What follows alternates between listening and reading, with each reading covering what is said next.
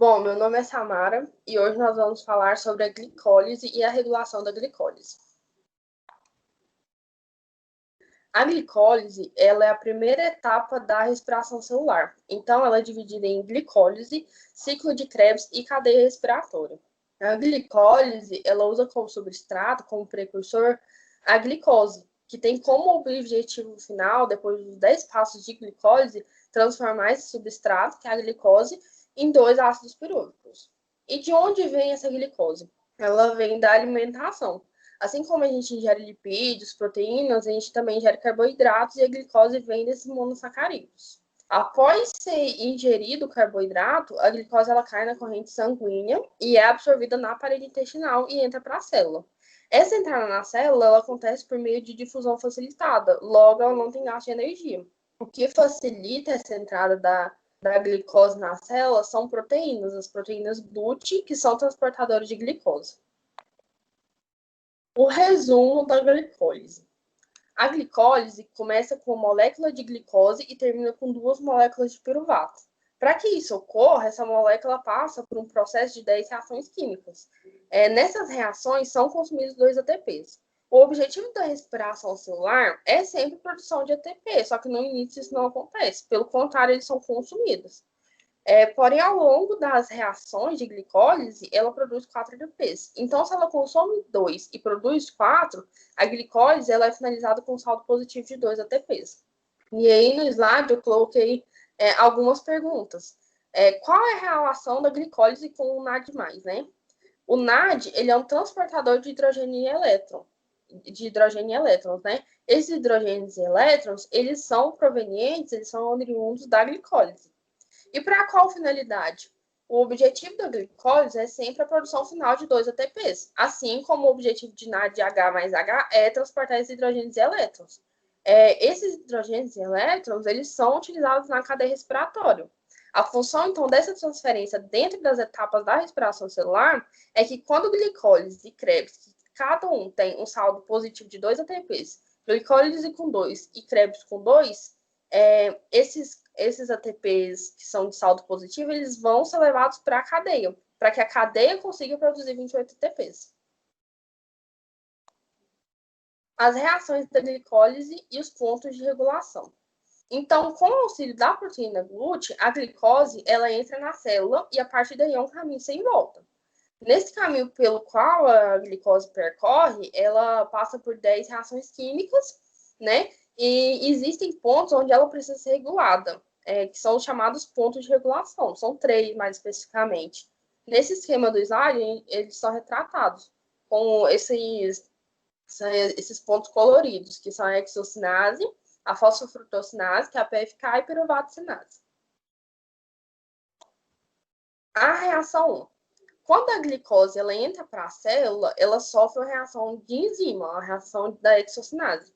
As sinases, elas têm função de fosforilação da molécula. Então, a hexocinase, ela retira um fosfato da molécula de ATP e adiciona o carbono 6 da glicose, convertendo a glicose, que é um substrato, em glicose 6-fosfato, que é um produto da reação 1. A reação 1 também ela é um ponto de regulação. As enzimas reguladas nos pontos de regulação, elas são sempre enzimas que fazem fosforilação. A hexocinase, apesar de ser a primeira enzima de reação, ela não é a primeira a ser regulada, porque o seu produto é fornecido para outras vias também, então ele não é único e exclusivo da hexocinase, da glicólise. A inibição dessa enzima, ela acontece por meio do seu próprio produto. Quando os níveis de glicose e fosfato eles se elevam, a velocidade da reação de hexocinase ela diminui. A reação 2. O produto gerado pela reação anterior, ele vai ser sempre utilizado como substrato nessa reação. E assim acontece com todas as reações.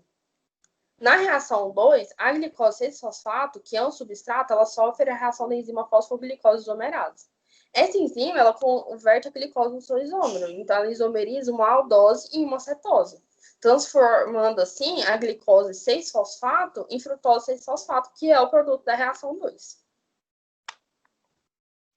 A reação 3. A fosfofrutossinase também é uma enzima que faz regulação.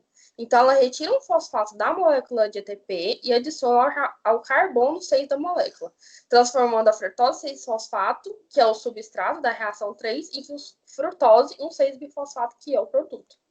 Essa fosforilação configura o segundo gasto energético da reação. E as reações 2 e 3, elas são de preparação para que a molécula ela fique pronta para realizar uma clivagem. Clivagem é a quebra da molécula. Então, essa clivagem ela resulta em dois produtos, que é o que nós vamos ver nas reações seguintes.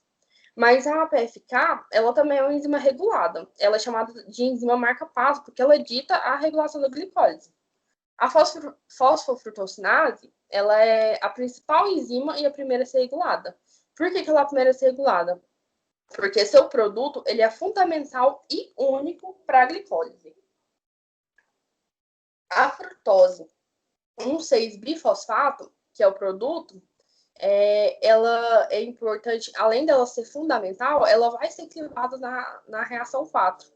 Então, ela vai ser clivada formando dois produtos.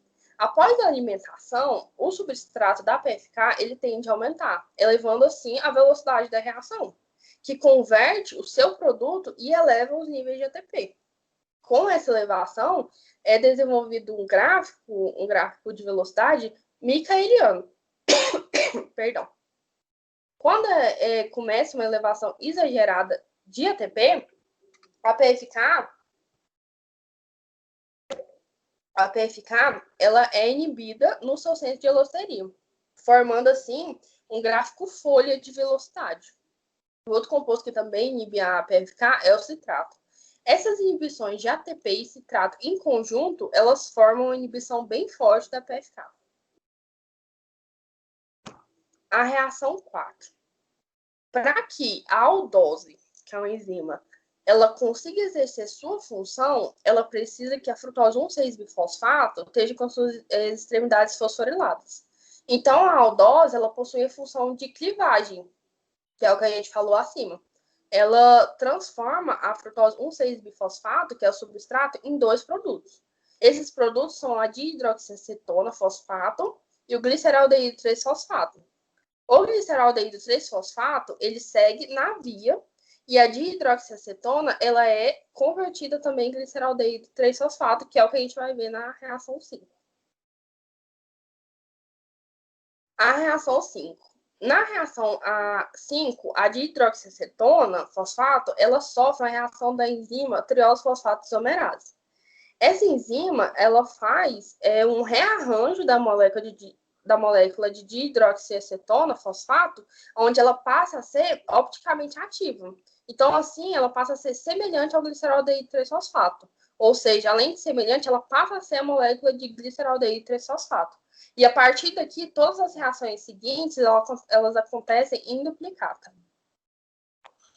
Reação 6. A reação 6 pode ser considerada uma reação de oxirredução, assim como ela pode ser considerada uma reação de fosforilação, porque ela faz as duas coisas. Na reação 6, acontece a entrada de um fosfato inorgânico na molécula. E para que isso ocorra, é preciso que o gliceraldeído 3-fosfato ele oxide. Quando acontece essa oxirredução do gliceraldeído, ele reduz NAD também. Quando isso acontece, o nível de energia ele é elevado de tal maneira que acontece a inserção do fosfato inorgânico na molécula. Então, ele forma o produto da reação 6, que é 1,3-bifosfoglicerato. A função da enzima gliceraldeído 3-fosfato desidrogenase é a redução da coenzima NAD nessa reação. E nessa reação, a molécula ela é fosforilada duplamente, ficando pronta para a próxima reação, que é a reação 7. Bom, a reação 7. Na reação 7, a molécula recém-produzida, o 1,3-bifosfoglicerato, ele imediatamente libera seu fosfato. E a enzima fosfogliceratinase, ele faz a fosforilação a nível de substrato, transformando o ADP em ATP. Então, o produto dessa reação é o 3-fosfoglicerato, porque perdeu seu fosfato. Só que essa fosforilação ela foi feita a nível de substrato. A reação 8. Na reação 8, nós temos uma mutação onde o 3-fosfoglicerato, que é o substrato, ele sofre uma mutação pela enzima fosfoglicerato mutase. Tira um fosfato do carbono 3, de 3-fosfoglicerato, e passa para o carbono 2. Assim, ele promove uma instabilidade bem grande da molécula. Esse processo, ele permite que o fosfato ele se acople a uma outra molécula. A reação 9. Na reação 9, a enolase, ela retira a água, então ela é uma reação de desidratação. Ela desidrata 2-fosfoglicerato, que é o substrato da reação 9, transformando em fosfoenolpiruvato, que é o produto da reação 9. A reação 9, ela aumenta ainda mais a estabilidade do fosfato ligado a essa molécula. Bom, a reação 10 é a última reação e também o último ponto de regulação. Na reação 10, a molécula ela está tão instável devido às reações anteriores que o fosfoenolpiruvato, através da enzima dipiruvatocinase, ele perde o fosfato. Então, esse fosfato ele é adicionado à molécula de ATP, se convertendo assim, em uma molécula de ATP e forma o piruvato. Como eu falei, a reação 10 ela também é um ponto de regulação. A enzima piruvatocinase ela é inibida por níveis elevados de ATP e alanina. Por que alanina, né? O piruvato ele é utilizado para a síntese do aminoácido de alanina. Então, a elevação dos piruvatos que ocorre na glicólise, ela causa uma inibição indireta do piruvatocinase pela alanina. Esses foram os 10 passos de reação de reação da glicólise e também os 3 pontos de regulação.